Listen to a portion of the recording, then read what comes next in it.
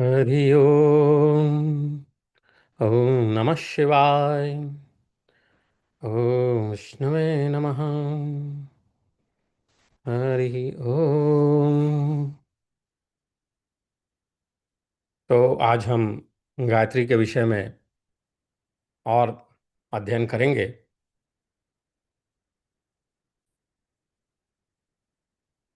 बुद्धिं मेधां मतिं प्रज्ञां संपज्ञां प्रतिभामपि प्रचोदयन्ति गायत्री पातु नो वृजिनार्णवात्।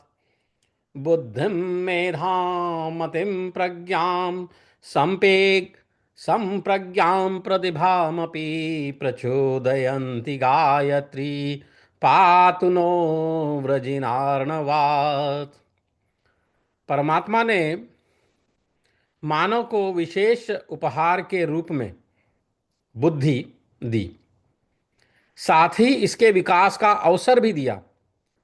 विकास के लिए जो अवसर दिया यही महत्वपूर्ण है और जो मनुष्यों के लिए खास बात है। जन्म काल में और उसके बाद भी काफी दिनों तक मनुष्य बालक में और अन्य प्राणियों में भी कोई खास अंतर दिखाई नहीं पड़ता। अविवेक सब में समान ही रहता है, एक जैसा रहता है। किंतु बाद में मनुष्य बालक प्रगति करता है, अन्य नहीं। हजारों वर्ष पहले गाय घोड़े कुत्ते गधे आदि जैसे थे वैसे ही आज भी हैं। न उन्होंने कपड़ा पहनना सीखा और न घर बनाना ही। चिड़ियां यदि घोंसला बनाती हैं हजार लाख बरस पहले जिस प्रकार बनाती रही वैसे ही आज भी रिवाज है। किंतु मनुष्य इस विषय में बहुत आगे बढ़े। मनुष्य इस विषय में बहुत आगे बढ़े तो मनुष्य में और बाकी जीव जंतुओं में इतना बड़ा अंतर है। वैज्ञानिक उन्नति बहुत कर गए और कर भी रहे हैं। एक समय था जब इंटरनेट ही नहीं था, फोन करते थे टेलीफोन बूथ पे जाके, क्रॉस कनेक्शन होता था।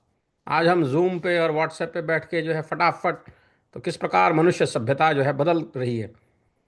बालक जब जन्म लेता है तब उसकी कोई बुद्धि नहीं होती है, कम बुद्धि होती है और फिर बुद्धि का विकास होता है। मनुष्य में ज्ञान को प्राप्त करके अपने मस्तिष्क को जो है आगे बढ़ाने की क्षमता है। इसको हम अंग्रेजी में लर्निंग कहते हैं, लर्निंग होती है।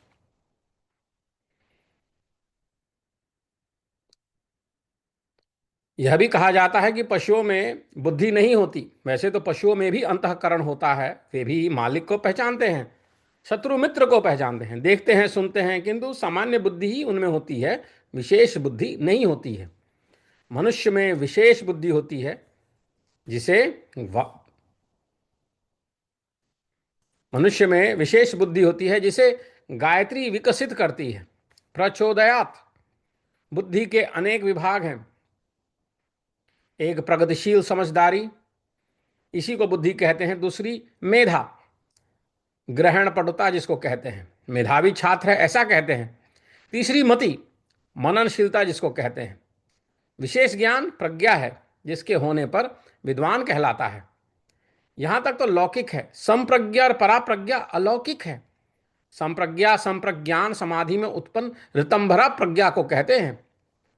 वह श्रुतानुमानान्य विषय है।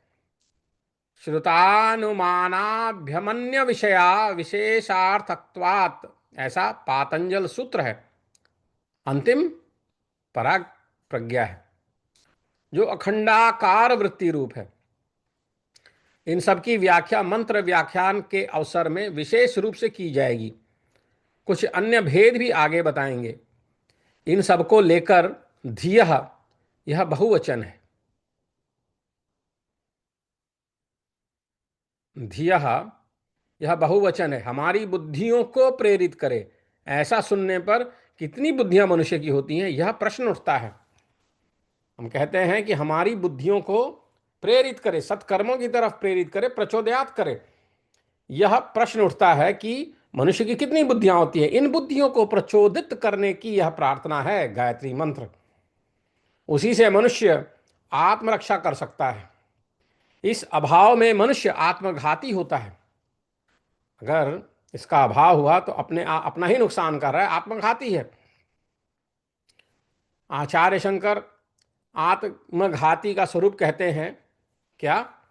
लब्ध्वा कथम चिन्नर जन्म दुर्लभम तत्रापि पुंसत्वं श्रुते पारदर्शनम यः स्वात्ममुक्तये न यतेत विद्वान् स ह्यात्महास्वं विनिहन्त्य सद्वाहात्। यह नर जन्म बड़ी कठिनाई से प्राप्त होता है। लब्ध्वा कथम चिन्नर जन्म दुर्लभम। पुण्य संचय परिपाक से ही मनुष्य जन्म मिलता है। उसने पुरुष जन्म और अधिक दुर्लभ है। यह जानकर कुछ आधुनिक स्त्रियां कहती हैं कि आचार्य भी पक्षपाती थे क्या? पक्षपात की बात नहीं है। मंडन पत्नी का आचार्य ने महान सम्मान किया था, किंतु श्रुति पारदर्शन स्त्रियों के लिए दुष्कर है। पुरुष कभी भी विरक्त होकर जंगल में जाकर तपस्या कर सकता है, स्त्रियों के लिए प्राचीन काल में भी यह संभव नहीं था।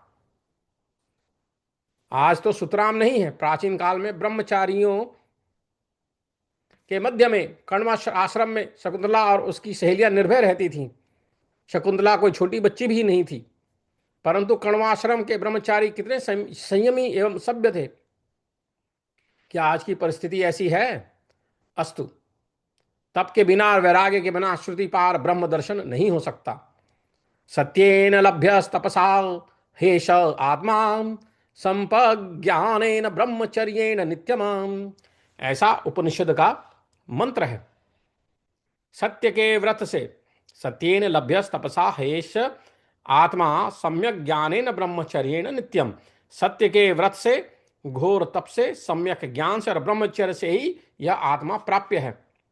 अस्तु।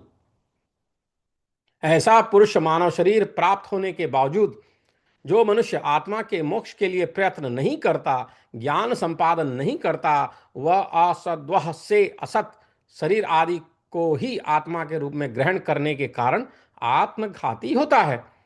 शरीर आदि सत नहीं है। कालत्रयेपि तिष्ठतीति सत। तीनों कालों में जो एक रूप से रहे वही सत है। आत्मा एक रस है, अविकारी है। उसे शरीर आदि रूप से ग्रहण करना असदृह है। श्रीमद् भागवत में इसी प्रकार आत्महनन का लक्षण बताया गया है। श्रीमद् भागवत में इसी प्रकार आत्महनन का लक्षण बताया है क्या? नृदेह माद्यम सुलभम सुदुर्लभम प्लवम सुकल्पम गुरुकर्णधारम मयानुकूलेन नभस्वतेरितम पुमान भवाब्धिम न तरेत स आत्महा। यह मनुष्य शरीर अति दुर्लभ है। न देह माध्यम सुलभम सुदुर्लभम। 84 लाख योनियों में भटकते भटकते बड़ी कठिनाई से ईश्वर कृपा से कोई पुण्य जागृत होता है तभी मिलता है। प्लवम सुकल्पम गुरुकर्णधारम। पशु पक्षियों में तो मरण काल में पशु पक्षी संस्कार ही दृढ़ रहता है, वे फिर पशु पक्षी बनते रहते हैं। मनुष्य संस्कार के जगने का अवसर तो अति न्यून है। हाँ, परमात्मा स्वयं समस्त प्राणियों के ऊपर अमुक समय के बीतने पर एक बार कृपा करता है। वह मानव संस्कार जागृत करता है और पुण्य को भी जगाता है, तब प्राणी को यह मानव जन्म मिलता है। अतएव यह मानव शरीर अति दुर्लभ है। परंतु हम सब मानव शरीर में आए हुए हैं, हमारे लिए तो सुदुर्लभ कहाँ, हमें तो सुलभ हो चुका है। किंतु ध्यान रखो, भवसागर पार करने का एकमात्र प्लव नाव यही मानव शरीर है। अतएव यह मानव शरीर भोगार्थ नहीं मोक्षार्थ है। भोग के लिए नहीं, मोक्ष के लिए है। सुकल्प है, सुसमर्थ है। हाँ, नाव को आगे बढ़ाने के लिए कर्णधार को आगे करो, नाविक को आगे करो, वह है गुरु। गुरु शरण में जाओ, गुरु ज्ञान देगा। गुरु का काम ज्ञान देना ही है। गुरु बिनु ज्ञान न होई, यह प्रसिद्ध है। गायत्री आदि का उपदेश गुरु से लेना चाहिए, उसका अर्थ गुरु से सुनना चाहिए। तद्विज्ञानार्थ गुरुमेवाभिगच्छेत। तद्विज्ञानार्थम स गुरुमेवाभिगच्छेत। परमार्थ ज्ञान प्राप्त करने के लिए गुरु के पास जाना ही चाहिए। गुरु के पास ही जाओ। गुरु कृपा होने पर शास्त्र कृपा होगी, गुरुपदेश से शास्त्र मिलेगा और उसी से शास्त्र अनुकूल होगा। प्रश्न है, ईश्वर कृपा भी तो चाहिए, अवश्य चाहिए, किंतु चिंता ना करो, ईश्वर हमेशा कृपा की वर्षा करता ही रहता है। पात्र को सीधा रखो, घड़ा भर जाएगा। औंधा ना रखो। एक ने घड़ा उल्टा रखा, दिन भर रात भर वर्षा होती रही, किंतु घड़ा खाली का खाली रह गया। उसको सीधा रखो, उसका मुंह ऊपर की ओर रखो, ऊपर से बारिश होती है। ईश्वराभिमुख चित्त रखो, भगवान की तरह मुख करके अपने हृदय को रखो। गायत्री मंत्र आदि जप करना ही ईश्वराभिमुख होना है। गायत्री मंत्र वगैरह जो जप करते हैं उसी से आप ईश्वर की तरफ मुख करके बैठे हैं, यह बात होती है। इन सब के होने पर भी प्रमाद के कारण जो भव सागर पार नहीं करता वह आत्मघाती है। आत्मरक्षण के लिए गायत्री मंत्र है। गायत्री मंत्र आत्मरक्षण के लिए, अपने रक्षक के लिए गायत्री मंत्र है। गायत्री मंत्र के जप से बुद्धि प्राप्त होगी, वह प्रचोदित होगी। गायत्री के अर्थ चिंतन से ज्ञान विज्ञान प्राप्त होगा। मानव जन्म की सफलता के लिए, आत्मघात से बचने के लिए और परमार्थ तत्व की प्राप्ति के लिए गायत्री का जप, अर्थ ज्ञान आदि प्राप्त करना चाहिए। गायन्तम त्रायत इति गायत्री, गायन्तम त्रायत इति गायत्री, यह इसकी व्युत्पत्ति है। गायन का अर्थ प्रसिद्ध है। खड़जादि स्वरों के आरोह अवरोह के साथ उच्चारण करना, यह गायन का अर्थ है। गायकों के मंडल में 7 स्वर प्रसिद्ध हैं। खड़ज, ऋषभ, गांधार, मध्यम, पंचम, धैवत, निषाद, ये 7 स्वर है। सा रे गा मा पा धा नी। खड़ज, सा, ऋषभ, रे, गांधार, गा, मध्यम, मा, पंचम, पा, धैवत, धा, निषाद, नी, ये 7 स्वर हैं। गायत्री मंत्र ऋग्वेद, यजुर्वेद तथा सामवेद तीनों में आता है। सामवेद में गीतिका के साथ गाया जाता है, वहां 7 स्वर होते हैं। ऋग्वेद तथा यजुर्वेद में उदात्त, अनुदात्त और स्वरित, ये 3 स्वर हैं। इन तीनों स्वरों से गायत्री गाई जाती है। पाणिनीय शिक्षा में बताया गया है क्या? मंत्रो हीनः स्वरतो वर्णतो वा मिथ्या प्रयुक्तो न तमर्थमाह, स वागवज्जरो यजमानं हिनस्ति यथेन्द्र शत्रु स्वरतो पराधात। स्वरहीन और वर्णहीन मंत्र मत जपो। स्वरहीन और मंत्रहीन, क्षमा करें, स्वरहीन और वर्णहीन मंत्र मत जपो। कोई वर्ण बीच में छूटना नहीं चाहिए, स्वर बराबर होना चाहिए, झूठा प्रयोग नहीं होना चाहिए। जैसे सा को सा आदि बोलना है, उसे जप करने वालों को हानि होती है। एक भक्त ने मुझे बताया कि महाराज मैं रोज गायत्री की 50 माला जप करता हूं।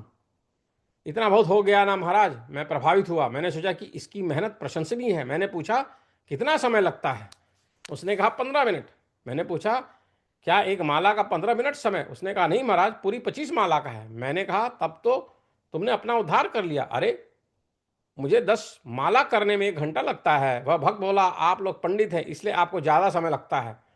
मैंने कहा जो पंडित नहीं उसको तो इससे भी ज़्यादा समय लगना चाहिए। मैंने अंदाज़ा लगाया कि वह माला के मनकों को सिर्फ सरकाता जाता होगा। वास्तविकता यह है कि तुम भले ही एक ही माला करो किंतु सावधानी से करो। एक विद्यार्थी है, गणित की परीक्षा दे रहा है। 15 प्रश्नों से 10 को हल करना है। 10-10 मार्क एक प्रश्न के हैं।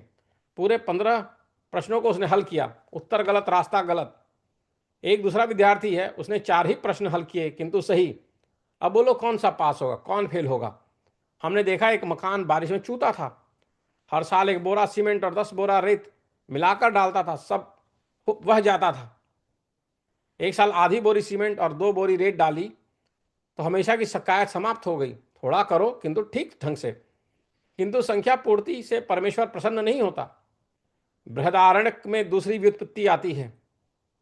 ऐसा गायत्र्यध्यात्मम प्रतिष्ठिता, ऐसा गायत्र्यध्यात्मम प्रतिष्ठिता सा हेषा गयांस्तत्रे प्राणा वै गयास्तत्र प्राणांस्तत्रे तद्धद गयांस्तत्रे तस्माद् गायत्री नाम स यस्मा अन्वाहतस्य प्राणान् श्रायते। गय शब्द का अर्थ है प्राण। प्राणों की रक्षा करने से इसका नाम गायत्री पड़ा। गयांस्त्रयात इति गायत्रः, गयांस्त्रायत इति गायत्रः, गायत्रा एव गायत्रः। स्वार्थ में अण गौरादि होने से णीश प्रत्यय लगता है। प्राणों की रक्षा एवं इंद्रियों की रक्षा गायत्री जप से होती है। गायत्री जप से दीर्घ आयुष्य आदि प्राप्त होता है। पुराणों में कहा है द्वे संध्ये ह्युपतिष्ठते गायत्रीं प्रयतः शुचिः यस्तस्या दुष्कृतम नास्ति पूर्वतः परतोऽपि वा। सुबह और शाम संध्या समय में गायत्री जप करने वाले के पूर्व पाप और पर पाप नष्ट होते हैं। दशा कृत्वः प्रजक्सासा, दशा कृत्वः प्रजसासा रात्रैर्होर्यात् कृतं लघु तत्पापं प्रणुदत्या तत्पापं प्रणद तपाशु नात्र कार्या विचारणा। 10 बार गायत्री जपो तो रात दिन किए छोटे पाप नष्ट होते हैं। शतम जप्त्वा शतम जप्ता सा देवी पोपौघ शमनी स्मृता जप्ता सहस्रम सा देवी महापातक नाशिनी। 100 जपो तो ढेर पाप नष्ट हो जाएंगे, 1000 जपो तो महापातक भी नष्ट होंगे। अंतर्जले त्रिरावर्त्य गायत्रीं प्रयतस्तथा मुच्यते पातकै सर्वैर्यादि न ब्रह्मा भवेत्। जल में डुबकी लगाकर 3 बार गायत्री बोले तो सर्व पाप मुक्ति होगी, यदि वह ब्रह्म हत्याकारी नहीं हो तो। इत्यादि रीति गायत्री कल्प में बहुत कुछ बताया है। गायत्री, सावित्री और सरस्वती ऐसे 3 नाम प्रसिद्ध हैं। गायत्री, सावित्री और सरस्वती ये 3 नाम प्रसिद्ध हैं।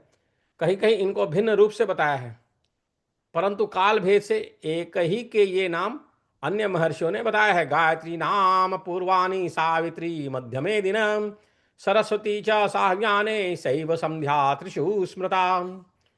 प्रातः काल में उसका नाम गायत्री है, मध्याह्न में सावित्री और सायंकाल में सरस्वती।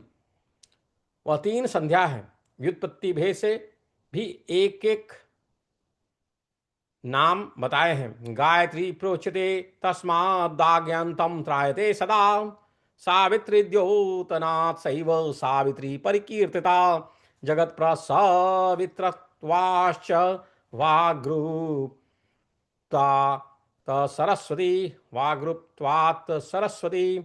जब कार्य की रक्षा करती है अतः गायत्री, जब कार्य की रक्षा करती है अतः गायत्री। सविता की द्योतिका और जगत जननी होने से सावित्री और वाणी रूप होने से सरस्वती नाम पड़ गए। जप करने वाले की रक्षा करती हैं इसलिए नाम पड़ा गायत्री। सविता की द्योतिका और जगत जननी है इसलिए नाम पड़ा सावित्री, और वाणी रूप में है इसलिए नाम पड़ा सरस्वती।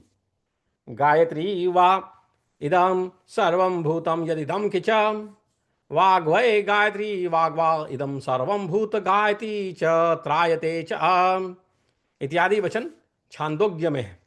यह सब गायत्री है क्योंकि वाक ही गायत्री है। यह सारा जगत वाक है। वाचारंभणम विकार, वाणी से उत्पन्न हुआ, वाणी ही सबकी रक्षा करती है। बृहदारण्यक में भाष्यकार ने गायत्री वच्छिन्न ब्रह्म की उपासना सर्वोत्तम उपासना बताई है। उससे ब्रह्म ज्ञान की प्राप्ति बताई।